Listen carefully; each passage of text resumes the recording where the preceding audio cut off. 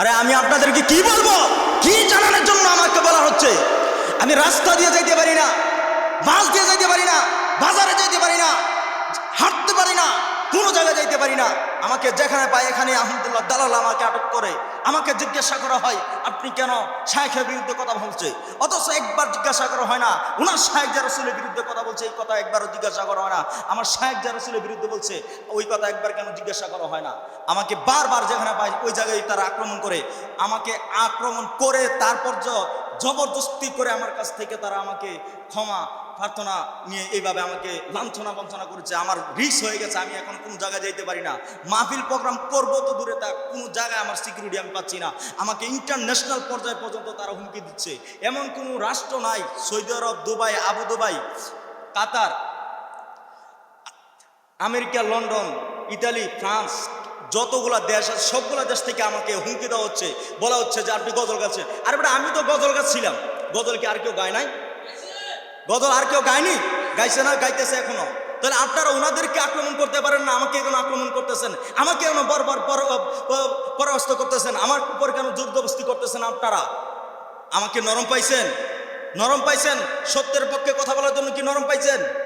এখন কি সত্য জেনে আমি গোপন করে থাকবো? আমাকে মেরে ফেলার জন্য হুমকি দিচ্ছেন, আমাকে মেরে ফেলবেন, আমাকে রাখবেন না, তোর দুনিয়া শেষ, তোর হায়াত শেষ, তোর সময় শেষ। এটা কিসের জন্য? একজন ব্যক্তির জন্য?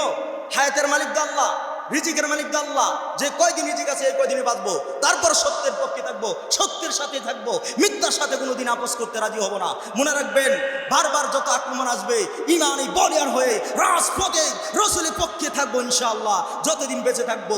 আপনারা আমার জন্য দোয়া করবেন, আপনাদের কাছে এইটা অনুরোধ। আজকে একটা গজল গাওয়ার অপরাধে আমাকে জায়গায় জায়গায় লাঞ্ছনা বঞ্চনা করা হচ্ছে। আল্লাহর কসম করে বলি, আল্লাহ রসুল সাক্ষী, আমাকে এত হুমকি দেওয়া হচ্ছে, এত হুঙ্কার দেওয়া হচ্ছে যে আমাকে মেরে ফেলা হবে। আমার জানের ইচ্ছে হয়ে গেছে, এখন আমার বাঁচাই বড় উপায় হচ্ছে। আমি তো মাহফিল করবো পরে বিষয়, অন্য একটা ডিস্ট্রিক্টে যাব পরে বিষয়। আমি তো নিজের ডিস্ট্রিক্টে, আমি নিজের সেফটি না।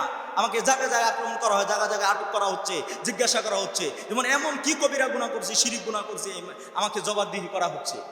তাই আমি দেশবাসীর কাছে অনুরোধ করব, আপনারা আমি আপনাদের কাছে ক্ষমা চাই, আমাকে আর এই বিষয় নিয়ে জড়ায়েন না। ভিডিওটা যারা রোস্টিং করতেছেন, যারা যা করতেছেন, আপনারা আর এই বিষয়ে রোস্টিং করবেন না প্লিজ। ভাইরাল করছেন, ভাইরালে বাসটা তো আমি খাইতেছি। ভাইরাল হলে যে এটা খেলা করতে প্রেশার করতে, এটা তো আমি বুঝতেছি ভাই। আমাদের এখন বাঁচার উপায় নাই, আমি মারা গেলে আমার মা কাঁদবে, আপনি কাঁদবেন? আপনি তো কাঁদবেন না, আপনি বাঁচছেন, হ্যাঁ ভাইরাল হয়ে গেছে, ইন্টারন্যাশনাল পর্যায়ে ভাইরাল হয়ে গেছে। আরে ভাইরাল ইন্টারন্যাশনাল না, ইন্টারন্যাশনাল বাস খাইতেছি ভাই, বাস। এজন্য আমি অনুরোধ করবো, আপনারা আমার কোনো ভিডিও আর রোস্টিং মিস্টিং করেন না প্লিজ। এই গজলটা স্টপ রাখেন, তাহলে অন্য গজল আপনারা ভাইরাল করে দেন, আমার কোনো ভিডিও আপনারা ছাড়েন না। মিডিয়ার বাইদের হাতে পায়ে অনুরোধ করে রাখি।